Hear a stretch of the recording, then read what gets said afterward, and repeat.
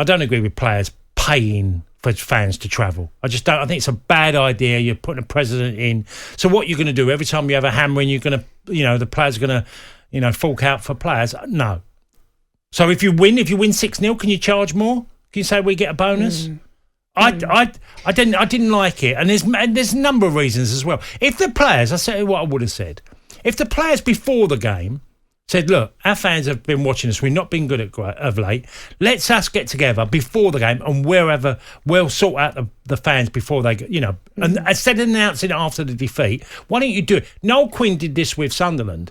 When he was chairman, when they were going really well, they put on about, I think, 30 buses. Sunderland fans were no better than me. Put on a load of buses, and it was all premeditated, so it was done before the games, and they chipped in for the fans to travel. Do you not think, though, Cass, that the players wanting to pay out this refund is a kind of admission that they weren't good enough? And also, it's that kind of guilty conscience, well, we also were terrible. Yeah, they were. In which they were. That actually maybe say, well, the amount of money we're paid, we can afford to just kind of do the right things. I just don't like the idea that setting a precedent of every time you have a bad defeat. Look, I've watched Liverpool a lot this season. They've had a number of bad defeats. I'll tell you what, I think Chelsea fans have got more right to say, can we have a refund? They've had their last 7 games, they've seen 1 goal and they've had 6 defeats. Yeah, and where do you stop? Then where do you draw the line? Chelsea fans, you're going to claim your last 5 games? Because they've had 5 defeats on the spin. And I just think look, you support your club, and sometimes it's not good. And through good or bad times, you support your club. The problems at Tottenham, I would have been far happier if upstairs would have done it instead of the players. And it's not getting the players off of this, because the players are going to get stick whatever. When you play like you did, you're going to get stick.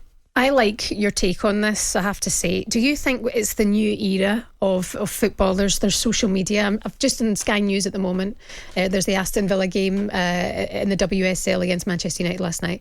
And this morning I go onto my timeline, scrolling through Twitter, and there's everyone apologising for defeat. But they were brilliant. Like, Aston Villa put on a great fight last night, and I also wonder if there's this new era of footballer who feels because fans have that interaction on a level that they either need to apologise for loss when they've played very well, which I don't think anybody should be apologising for unless you were really disgraceful. It's almost like you've got to please people along the way, and paying back the money for the tickets, I actually think was quite admission. A decent admission of we were terrible. It's an admission. But all these apologies and that's now what the paying world out, is. it's strange. Look, fans have the right to go to their game. If they get angry, they give you a bit of stick. Okay, you get it. When it goes too far, then it becomes another problem. But I got stick during my career, and I played badly at times. And I played well at times as well. Obviously, I wouldn't have been a professional footballer for 19 years. I couldn't play rubbish every year. You'd never have a career, would you? It's like acting. But how you think of this show? We have a producer who helps us. He does a script. We follow the script and we talk. Yeah, okay.